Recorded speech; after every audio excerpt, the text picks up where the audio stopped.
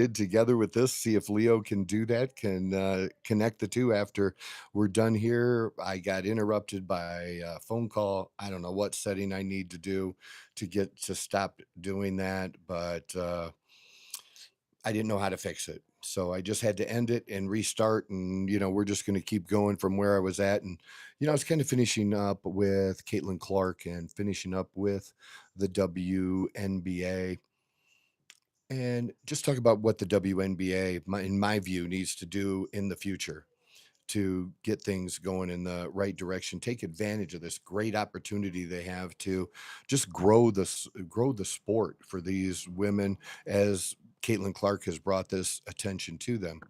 And now that she's out for the season, what they really have to do is, like last year when I went to my first WNBA game, which was Caitlin Clark versus the Phoenix Mercury, and people were chirping about her at the time and the attention she was getting. I was simply, hey, you know what? You gotta, you gotta, you gotta do something. You have to show up, you have to ball, you have to make me want to come back. When she gets on the plane after the game and goes back to Iowa, make you got to make me want to come back to the Phoenix Arena and see y'all play. And they did. And we saw a number of games last year, including traveling and seeing Caitlin Clark in Indianapolis as well. When we were there for a Saturday football game, the Irish versus the Boilermakers. So just something we did while we were in town and had a great time being in Indianapolis for both of those things. So look, the WNBA needs to take advantage of the opportunity that they've had and try to find a way, as I've said, to not alienate their base, which is the LGBT community.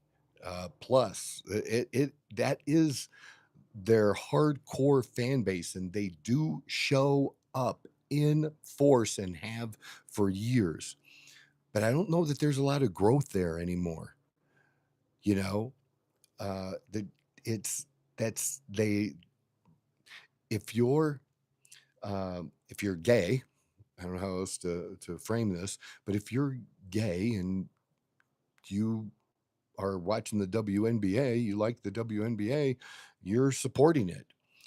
They're not getting a bunch of other other fans in that group, and so they go outside that. They need basically what I'm saying is they need fans like me. They need just sports fans to show up. And I think one of the things that needs to be done, besides the league, but with the coaches and the teams and the players, this is going to be a hard criticism here. The players got to get better. You may be the best of women, but you got to get better. You got to, I don't know, practice more during the season. I don't know what needs to be done. But as I've said, I think this is a pretty fair criticism by some who do criticize the WNBA. But look, I criticize it and still give it a chance for what it is. And it's entertainment and it is, competitive amongst them. Is it the equivalent of men? I just don't compare. I don't think it's fair to compare in that way. They are their own game, but they need to get better at their own game. And that means your three-pointers, when you miss, you need to be hitting something. It just look, yes, men throw up air balls, but the women throw up as a percentage. The number of air balls that are thrown up is is ridiculously high. They gotta do something about they do that, and especially for you better players, develop a mid-range shot, okay? Make yourself better, develop a mid-range shot. I just feel like everything and that goes for the NBA as well. Everything's in the NBA is dunks and threes, and everything in the WNBA is layups or threes, and they miss too many layups, okay? Way too many. And when they miss, again, ugly, like not even hitting the rim on a layup sometimes. That's that's just hard to do. That's a hard miss to make, but they do. There's just way too many of them. You got to decrease the number of all of these misses and you got to make them look less ugly. I know that seems like a weird thing, but that's just what I've come up with from my observation over the course of the season. It's got to be less ugly. The misses are way too often and way too ugly compared to the men. And I don't, like he said, I don't really want to compare it to the men. I want it, but the game has to get better. The game has to get better, and I think they can. I think there's enough new blood in the league, enough players that have come in, with Caitlin Clark, um, a year, 2 years before Caitlin Clark, that came in this year, like Paige Beckers, and there's a couple other rookies that are really, really great to watch. That the, the the seeds have been planted. Now they need to water those seeds and take advantage of it. So I don't want to make too big or longer of a deal of it, but that's my thought on that. Moving on to actually real politics.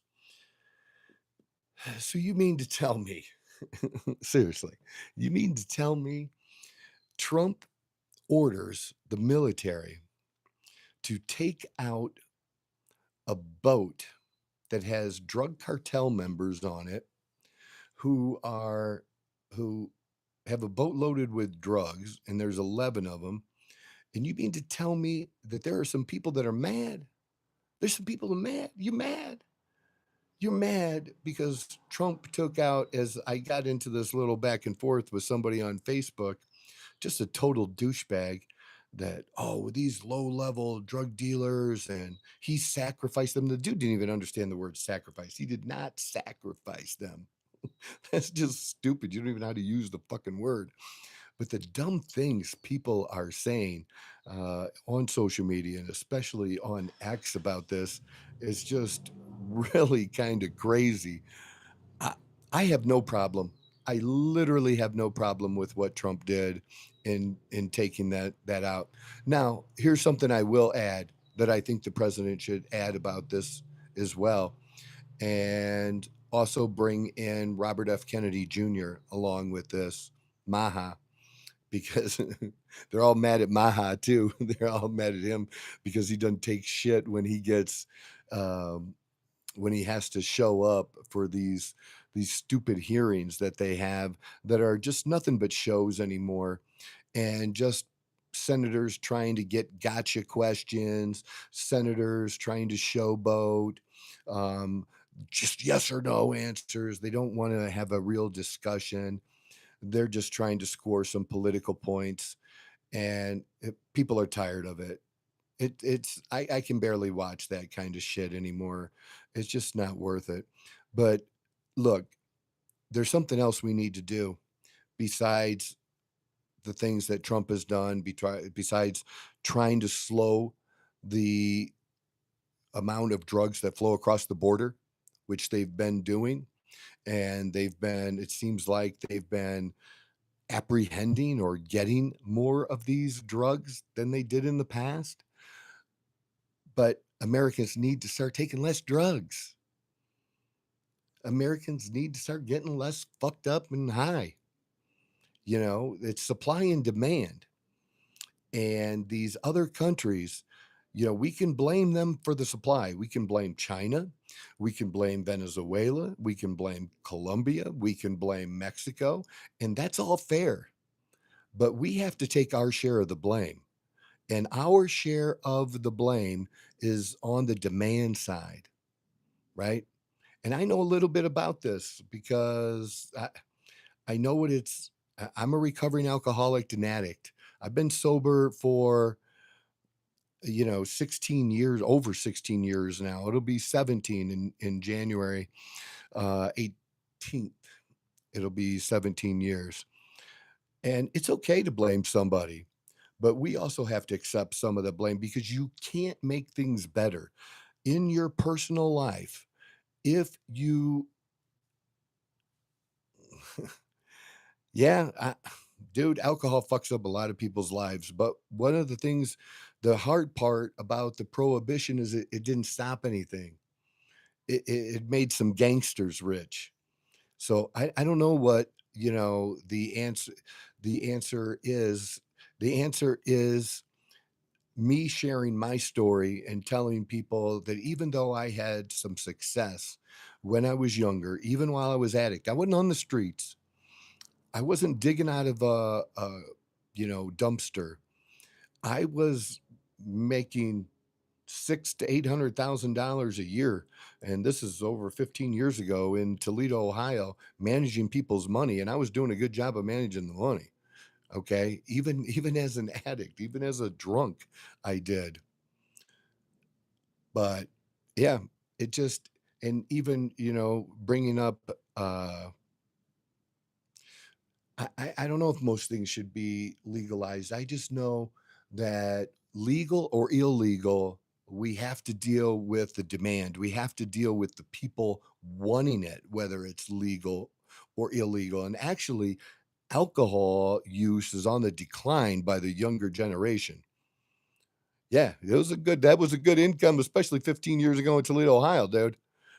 Yeah, after 24 years of building up a business, that was very, very good, and I was on autopilot at the time, going through a divorce, working 20 hours a week, and I gotta tell you that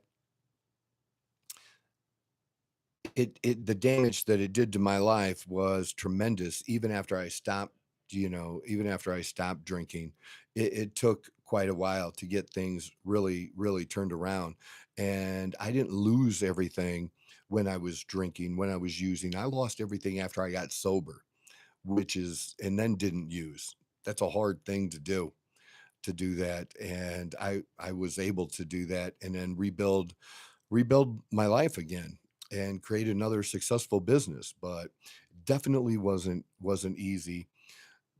But I don't have any desire now. I can be around um, alcohol, and I don't have a desire for it.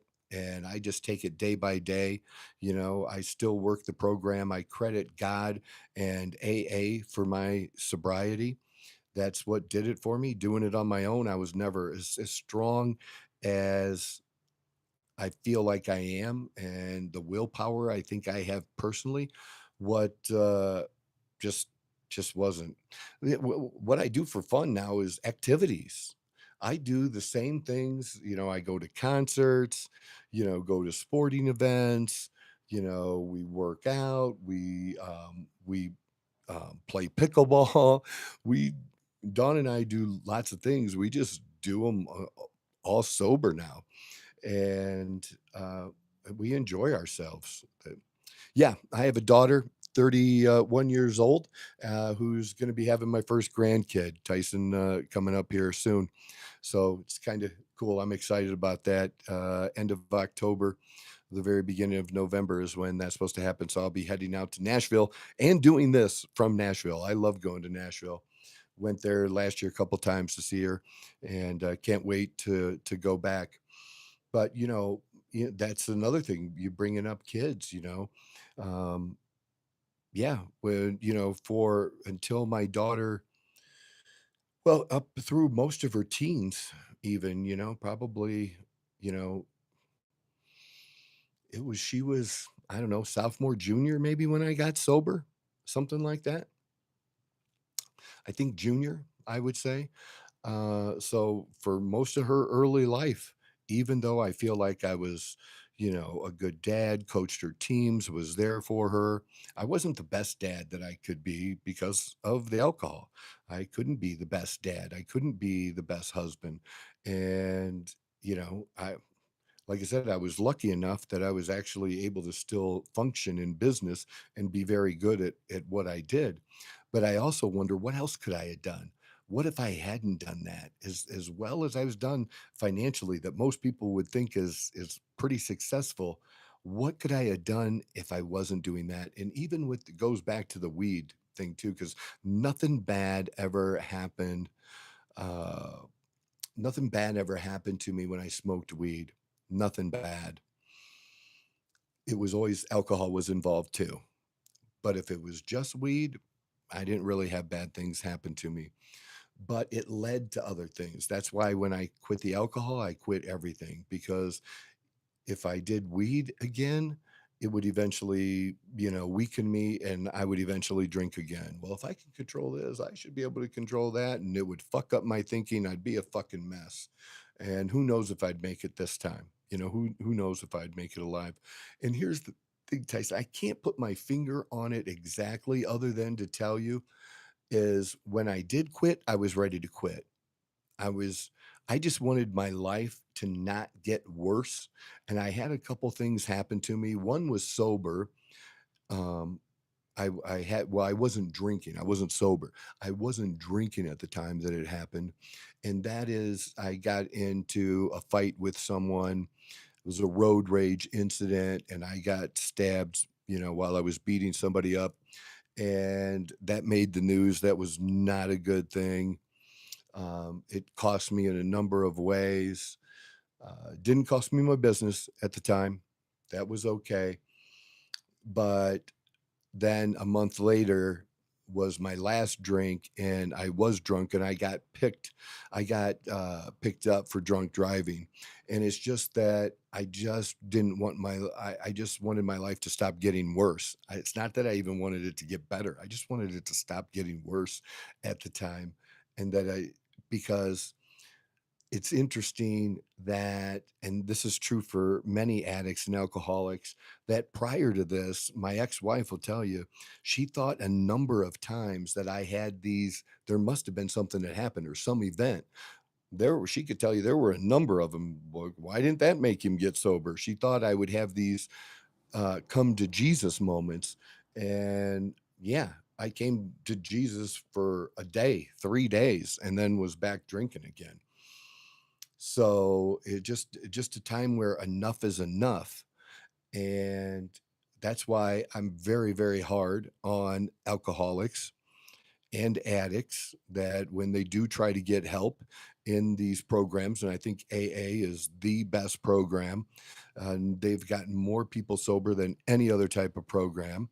But it's simply that some people come, they start making excuses, they don't want to get honest with themselves, and they just have to finally say that I've actually told them, like, look, or they relapse, right? They're sober and then they relapse 15 days later, 3 months later, 9 months later, and I'm like, why are you here? Why aren't you still drinking? Go back, have another drink. And they're like, well, why would you say that to somebody? Because you need to. And that's almost like what you're asking me here, Tyson. I think it's really interesting. You know what I tell you? Keep going. Keep going, because you're not stopping because you haven't hit your bottom yet. You will know when you hit your personal bottom. And again, a bottom doesn't have to be you don't have a place to sleep, you don't have to be homeless, you don't have to be digging out of a dumpster. That happens too, but that's not the majority of them. It's just that enough is enough. And again, it just doesn't enhance. I mean, Dawn is another great example. She's not an addict, not a alcoholic. She did drink, was still drinking when we first met, casually out with dinner, friends, right? And well, here, let me tell you this, Tyson. Um, Follow me on my other social media. Okay, look me up on Facebook, Instagram, TikTok, somewhere. That's the best way to contact me. And if you do that, yeah, we'll see. Like I wouldn't like I here's the thing. I would feed you, but I wouldn't bring you into my house because I think like that's something that people should experience, like you have. That you just have to, like, you can't enable someone, and that's what happens. Families or friends enable us, and they think they're helping. It's not. It just makes it take that much longer before you get the help. Yeah, it was horrible. But if you haven't stopped, then it wasn't that horrible because you haven't come to the conclusion yet that the how bad it would be. What would you do if you stopped drinking? Well, who would your friends be? You might lose every single friend, dude. And really, would that be a bad thing? Honestly, would that be a bad thing? Those people are your friends. They don't give two fucks, man. They care if you buy them a drink. They care if you say some What has to happen is you making a decision. And like I said, if you follow me on some other social media, you can message me and I will respond to you. Let me know that you're Tyson and that we talked here on the YouTube channel, and I'll give you my personal phone number, dude. Look, this is one of the things. This is why I do this, and only have 300 and not even 400 subscribers. Why have I done this for a year and continue on? Because if it's one people, 10 people, 15 people, whatever it is, I've still been able to have an impact on people's lives, and I've and that's what I wanna do, and that's what I think God wants me to do, and I'm just doing that now. It's just following what God wants me to do to the best of my ability and sharing my story to be able to help others that are going through this. Because again, man, um, I have a really I have a hard life because life is just hard, but I also have a really great life too. Look at where I'm at. Look at this garden that I'm sitting in doing this. And if you saw this room that we're in and the place we're staying, it's absolutely phenomenal. And I drove here in a new Range Rover Sport, you know. And eat at the best places everywhere I go. So, yeah, you can have that great life. No, you can ask, man. I put it out there. No, I've been to jail. I haven't been to prison, man. I've been arrested a number of times. I get that, especially with the tattoos. I don't know why. Do they do this good at tattoo work in prison? People I've even had people who are tattooed say stupid shit about my tattoos or, bring up prison. I don't know. Is it because of the hand tattoos? I don't know, man. But yeah, that kind of stuff doesn't, define me, but no, I share that I've been to jail, but I haven't, like, done any kind of, like, serious time or anything like that. Uh, I have a mugshot. So, when people actually still try to bring up my past and, to act like I'm not relevant today or "Who are you, Troy?" "You were this, you did that."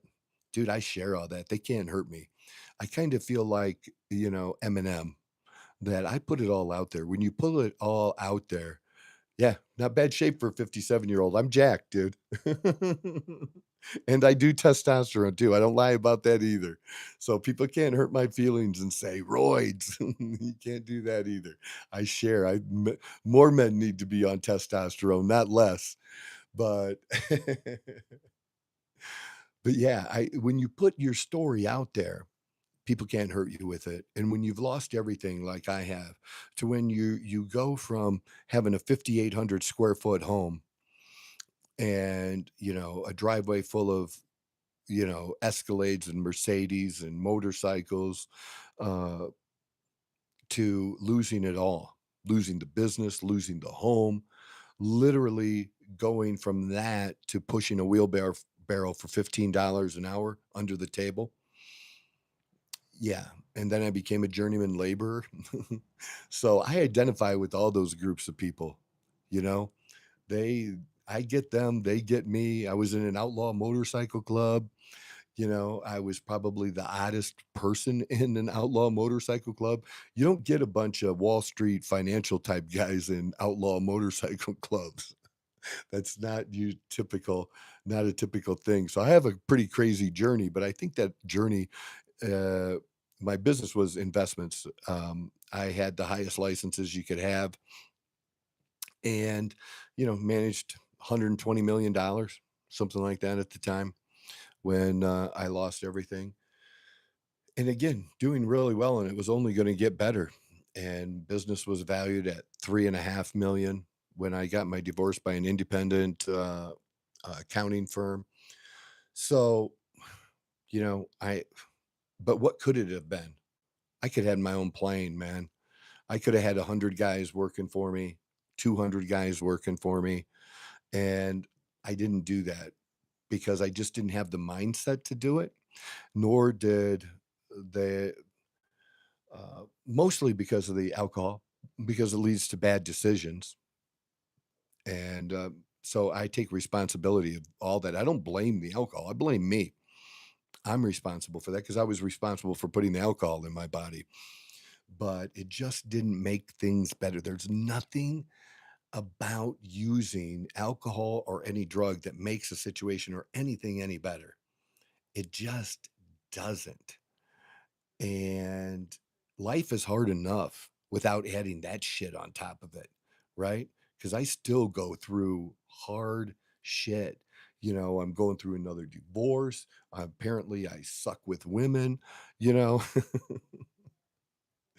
because I've been married way too many times. It's almost a joke or embarrassing at this point, but it is what it is. It's my life. It is what it is. But Dawn is wonderful. We're getting along great.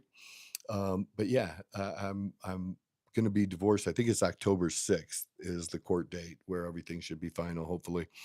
So, but the last year, because of that, last year, starting at the end of April through now, um, yeah, things were hard. But even though they were hard, they were also some great things during that time. And it's all in how I look at it. It's no different than looking at the glass half I probably will, dude. I'm just stupid. That's just being honest.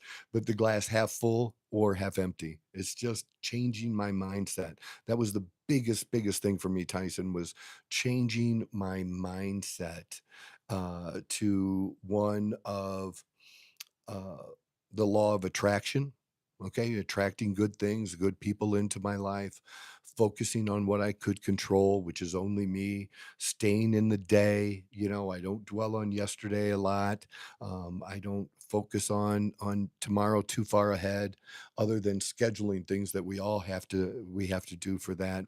But it's what can I accomplish? What can I do today? And I'm just trying to maximize that, and especially doing this at 57 years old. Fuck, man. But I'll never retire. I'll never stop doing what I'm doing now or something else like this, um, wherever it leads me. But again, what I do now in helping men with their testosterone leads me into the conversations you and I are having right now. It leads me um, to be able to talk to people who maybe come for me for one reason, uh, that the area they want help with. We end up talking about this being an issue in their life, and you know, me just sharing my story on what worked for me. And your journey may be different. They don't have to be identical, but the principles can be the same. Yeah, dude, there's who gives a shit, man, about the past? Who gives a shit? She probably cares about what other people think, too much because of all the shitty things. People still attack me, dude. It's crazy. And they're just mad because after all the shit I've been through and all the shit I've done, they're looking at me and they're mad because they think I'm more successful than they are by however they're measuring it. It's not all just about money, but they're just mad. Like, how can he do this? How can he do? He didn't go to college. No, I'm just smart, self-taught. They people that think wisdom comes from a college, it doesn't. Uh, it's knowledge and experience create wisdom, and a lot of what creates wisdom is doing shit wrong. But then you got to stop what you're doing wrong. You got to try something else. What you try else may not work either, but you already know the other way didn't work. So stop that. And if you do find something that works, do more of that. Um, so yeah, that's really kind of my focus. My dad is still alive. He's back in Ohio, and he's going to be 84 in a couple of days. My mom passed away a number of years ago, not terribly long ago, but long enough ago that you know yeah, miss mom. It's tough when you lose your mom, honestly. So I have a lot of family left. I have a sister I don't talk to. I don't even really consider her a sister, but I have a lot of good people in my life. I have someone else I call my big sister that we're not related by blood, but we've known each other since kindergarten, actually. Yeah, my mom and dad we're still married. I don't know if they quite made it to 50. I think it was close, or they just made it to just 50 or just over. I don't remember off the top of my head, but yeah, and they went through shit, but they stayed married. People did that back then. We're not as good at that today, which is a shame. So just awesome. But yeah, my whole point was get a hold of me on some other media. It'll make it way easier than commenting here to be able to respond to you and contact you, because that's what I want. I want to figure out how to make this podcast work. I want to figure out how to make a difference in people's lives. And I get on here, I talk political shit because I like political shit. I talk sports because I like that. But it's really just about me sharing what I like doing. And if people are of like mind, I'm not trying to win over, a million fans. I'd be good with 50,000 of you fuckers. I'd be good with that. I don't know, but I'm gonna keep going here. And this is hard, man. You people have no idea how hard doing this podcast or what I do here and getting the results that we've gotten. And I struggle with that because of what it cost me to do this. Could I do it cheaper? Probably. But I had the money to, and I wanted to do it as professional as possible right out of the gate. That's why we're usually in a studio. That's why I have Leo, and we try to turn this into other content. And we took a little break from that, trying to figure some things out. We didn't go live previously. We would record and then it would go up a few days later. Now we do it live Monday, Wednesday, and Friday, right about 9 o'clock, or as close as we can get, Arizona time. And yeah, trying to figure it out. And if it's just me and you sitting here, Tyson, you have no idea how much I appreciate it and appreciate the questions today. But I do appreciate you. And that's why I do this. Maybe I can have a little bit of an impact, but ultimately it's going to take you. You're responsible for what you do. And there's a lot of people out there right now in the United States don't want to take responsibility for themselves. They want to blame a billionaire because they're fucking broke. They want to blame their boss. They want to blame the color of their skin. They want to blame racist people. You know, man, what stops us more than anything else is the person in the mirror. We stop ourselves because we do dumb shit, we make dumb decisions, and then people don't want to take responsibility for it. And sometimes you have to do things you don't want to do, man. Look, I do you think I wanted to push a fucking wheelbarrow? But I had to push a wheelbarrow just because. And then I went from being paid under the table to push a wheelbarrow to being a journeyman laborer. Okay, to being a professional union wheelbarrow pusher and broom pusher, right? And I did it to the best of my ability because I was doing it for God and nobody else. So even though it was not what I considered a great job, it paid okay. Um, but I wasn't okay with okay. I did what I had to do at the time. And then and that was, 50 to 60 hours a week. And then when I wasn't doing that, I started something on the side again with the supplements. Just basic nutritional supplements, vitamins, and I still use those today. It's a company called Lavelle, and I still use them today, and I still make a little bit off of that. But I put a lot of energy into it, and there was a point where I was making more doing that than being a union laborer, which was paying me, I don't know, 60, 70,000 a year, 10 years ago, whenever it was. But I built something else, and it's hard. Yeah, it's fucking hard to do a full-time job, to then train and work out, and then also build another business on the side. It's hard. And then you got people bitching about, a 40 see, you think that's, not bad money. It's just, it's perspective. It's okay.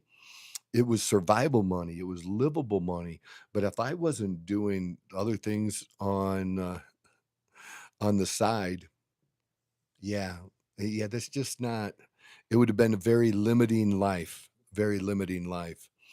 And so, I was glad to build a business consulting with people on health and fitness and peptides. And that's very, very, very profitable now. So, um, yeah, look, it's a good this is a good thing that we have to do sometimes because again, I didn't realize it at the time, but the people that I was working next to when I went into the supplements or even into the peptides and stuff now, I get a lot of clients that are blue collar clients that work in construction, that work in oil fields, that are carpenters, electricians, right? And I can identify with them. They can look at me and say, "This guy knows what I do," because I have been there. I did work on a great big project, called the Oregon Clean Energy Project in Oregon, Ohio, right next to Toledo. That was a natural gas power plant, right? And almost from scratch. I wasn't in there, the at first, but I was in there for the base shit that went in and it going up. And it was a really, really cool project. And I really got to understand, what type of work that is and the people in the work. And again, it translated later on that I built relationships from that and that people knew me. I was trusted on the work site, that I was the guy they would come to, that when they needed something, because I knew the guy in the tool shop who handed out things, and if you didn't bring your raincoat and they didn't want to give you another one, you'd come to Poison. My nickname was Poison in the Outlaw Motorcycle Club I was in. So so people would, hey, just go talk to Poison. He'll hook you up. And they'd come to me. And then when I needed favors, I could go to them. But I was a man of my word. I did what I said I was going to do.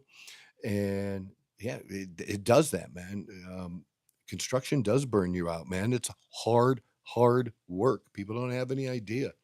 And even if you're in good shape, man, look, I'm 57 and in great shape. And I can tell you that it's hard. That just even daily, it's still motherfucking hard. That just with the body and just general aches and pains. And, I get regular blood work and, do all those things. So I don't know what people that aren't me do because I'm in the top 1% for people in my age group and it's hard. So you people that are not giving a shit what you're putting into your body,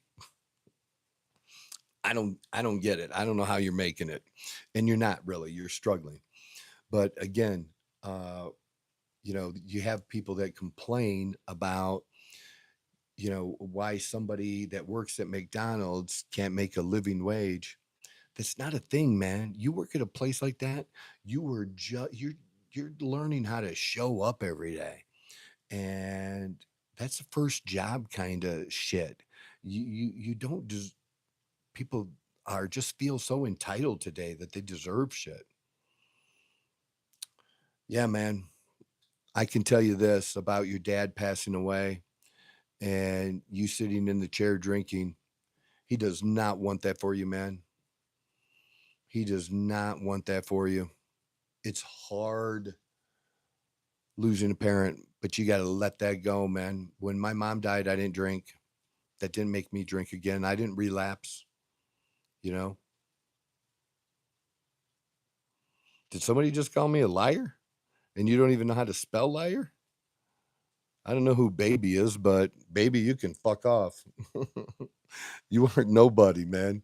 I don't give two fucks. Somebody randomly calls me liar.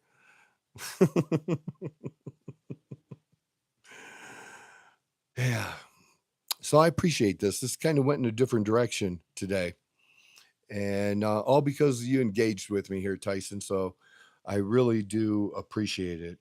I do, honestly.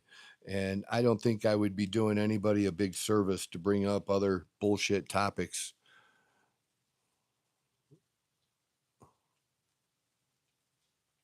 you know. So that's it. That's what I got for you all today. Just sharing a little bit of my story, and just the change has to come from you. That's it. And the change will come from you when you make a decision. You got to make that decision that enough is enough. And I hope you make that decision, Tyson. I hope you contact me on other social media, Facebook, um, TikTok, Instagram, X, whatever it is. Any of you can do that. What am I doing the rest of the day? We're going to work out. It just started raining. Dawn doesn't know what's going on because for her, over her first full year here, you got to take it one step at a time, Tyson. You can't get a job maybe when you're like that, so you got to take that first step. And like I can tell you how to take those steps. So, like I said, get a hold of me. I am who I say I am. If I say I'll help you or talk to you, I will. That's what I do. So we're Don's like, there was no rain, and now this last couple of weeks we've had quite a bit of rain. Experiencing it here today. We're gonna go to work out, and then we have a sunset Jeep cruise there on in the lake. We're gonna. Did I say lake? We're gonna go out in the desert on a Jeep tonight, and we got a really good dinner planned. In between there's some great shops here, so we'll check out some of those shops too.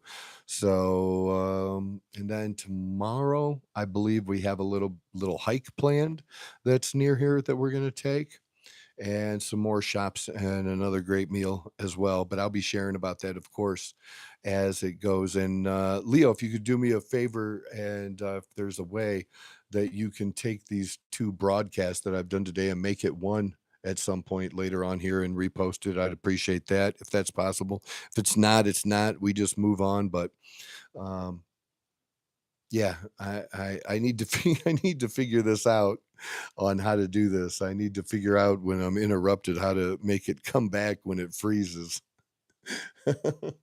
Or to block that shit in the first place. I don't know, man. Technology. But hey, I love you guys. Appreciate you. This is the Outlaw Apostle podcast. I'm the host, Troy Neff. I'm the fucking guy. Have a great weekend.